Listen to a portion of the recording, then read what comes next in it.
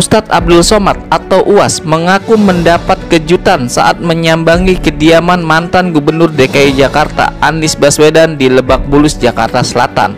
UAS mengaku diperintahkan untuk memberi sambutan pelepasan di pesantren mahasiswi Rabingar Prawoto, Yogyakarta.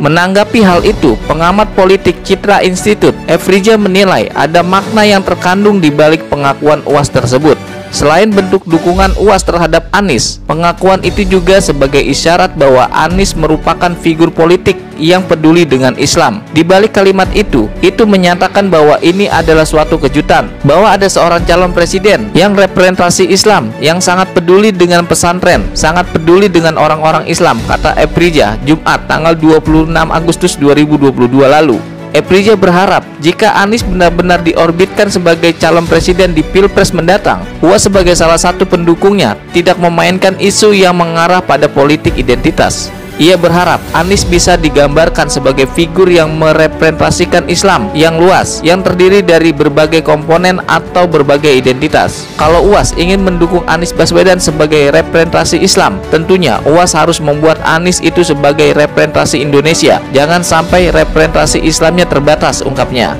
Efrija berpendapat dukungan UAS terhadap Anies Baswedan merupakan suatu hal yang penting, sebab seorang calon presiden tidak hanya butuh dukungan dari tokoh politik, tapi juga perlu dukungan dari kalangan ulama. Seorang presiden itu bukan hanya perlu dukungan politik, tetapi seorang presiden memang perlu untuk didukung ulama agar toleransi beragamanya semakin baik, bukan malah terjadi politik identitas, pungkasnya. Saya rasa UAS pun menyadari dia tidak akan bermain politik-politik identitas. Artinya dia memang harus memperluas penerimaan Anies di publik, tambahnya.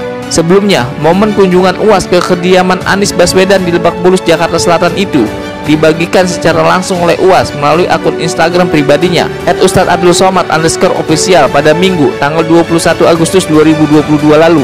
UAS yang awalnya ingin berkunjung diam-diam karena ingin memberi kejutan, justru malah mendapat kejutan karena diminta untuk memberi sambutan. Saya sengaja tidak memberitahu mau ngasih surprise, malah saya dikasih kejutan, diminta memberi sambutan melepas wisuda santri pesantren mahasiswi Rabingar Prawoto, Yogyakarta, kata UAS dikutip dari Instagram pribadinya.